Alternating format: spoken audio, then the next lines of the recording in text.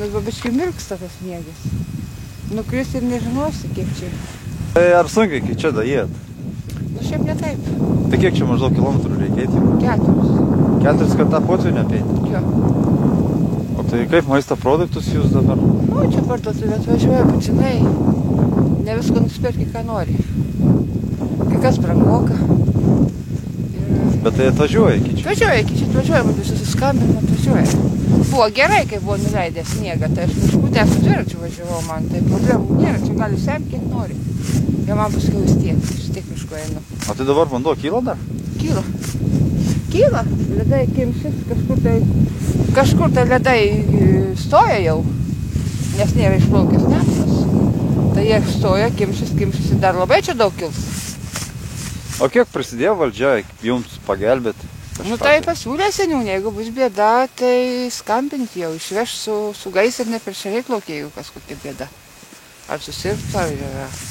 O kaip jūs galvojat, kai tokias gamtos sąlygas, ar įmanoma kontrabandą varyti per Nemuną?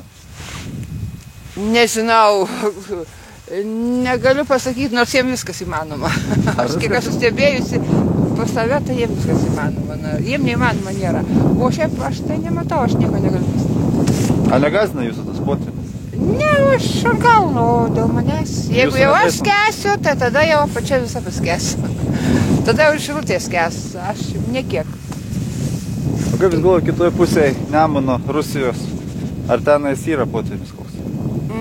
Jo. Ir ten semia, ne? Ten semia, eina, kiek aš atsimenu, gatve, net apsemė ir CBZ fabriką per tokią žemumą.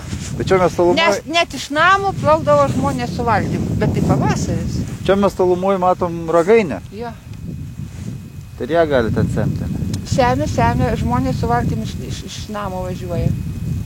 Lipdavo tiesiog nuo laiptų į valtį ir važiuoja iki geležinkelio. Bet dabar, kai ten apšals, nežinau, kokia ten situacija. Čia jo, gruodžio mėnesį, taip, nežinau, nėra buvę taip. Yra tikrai sunki situacija. Tai jūs neprisimenat tokias? Ne, nėra tai buvę. Pirmą kartą žiemą? Pirmą kartą. Sausį, čia kai buvo prieš savivaldybės rinkimus, tai čia labai greitai įsisprendė. Užpylė, užšalo ir labai smagiai važiavom. Prisimenat, kada važiavo? Labai smagiai važiavom.